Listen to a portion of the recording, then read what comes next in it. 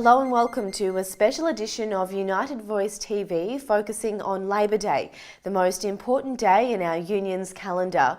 We celebrate the hard work of past members in winning conditions that make our working life better. We take a stand and charge our batteries to keep that fight going so that we leave our children with secure, safe and well-paid jobs. And of course, we celebrate and have a great day with our families and our union family.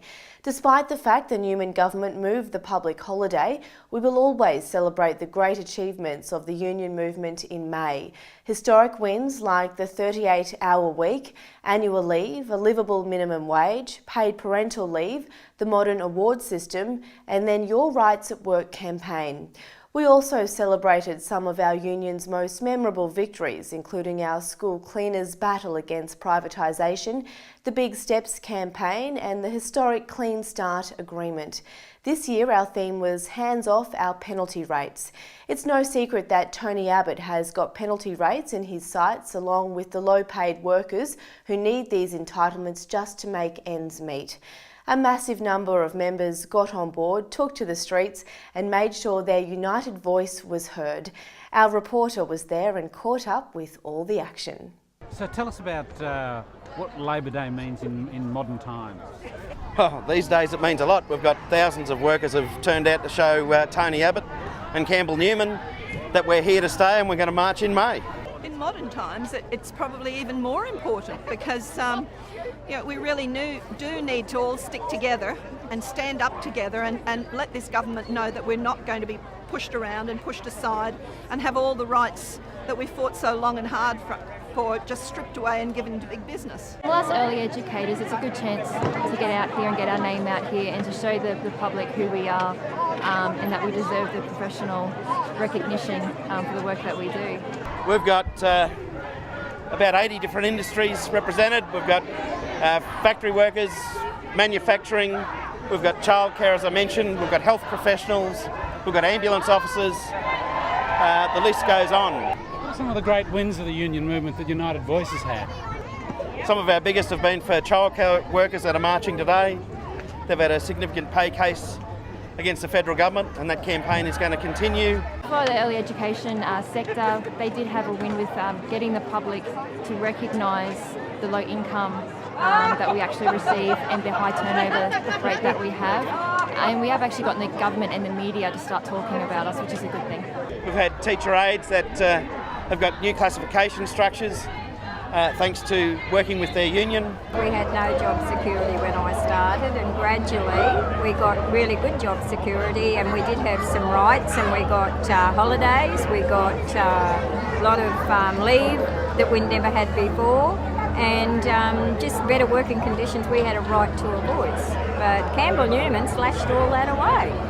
School cleaners, we've had several fights with both the Labor and the Conservative governments to maintain direct employment. We had a massive fight in 1996. We all received letters saying that as of December our services were no longer required.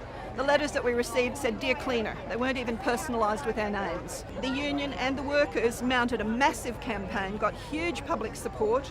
We did everything we could. We marched, we visited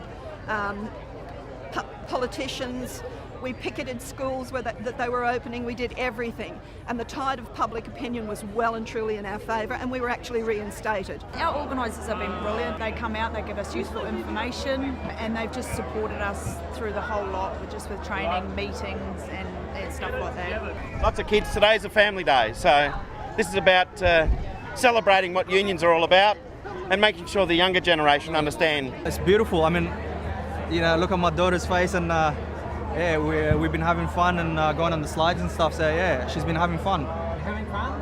You having fun? Having fun today? Yeah. What's been the best bit? Butterfly?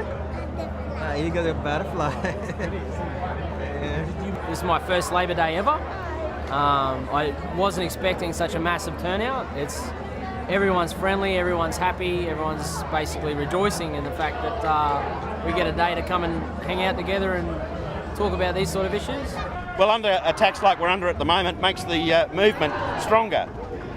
It makes all of us work together and work as the collective.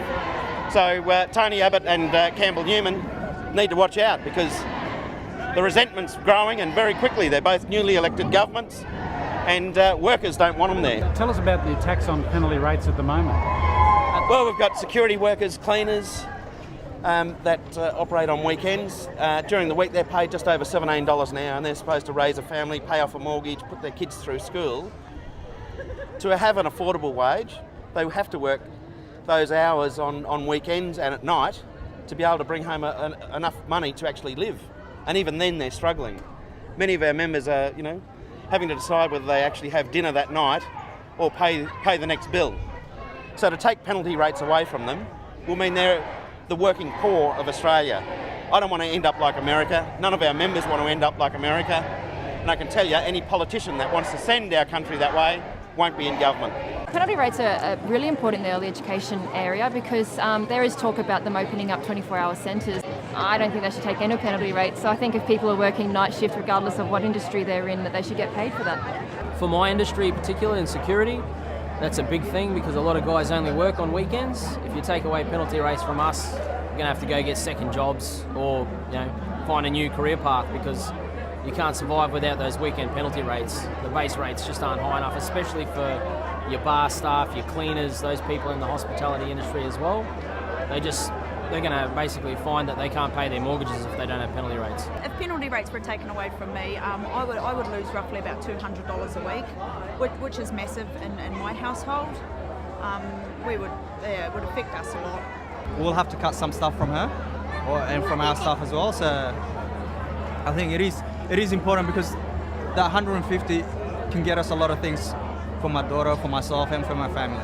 And what would you say to your fellow workers who either aren't a member of the union or aren't here today? I'd say you need to get on board, be smart, think about your future, think about the future of your teammates, don't be selfish, and even if you don't see an initial advantage, you're basically going to come across some really good people and they're going to convince you that this is the right way to go.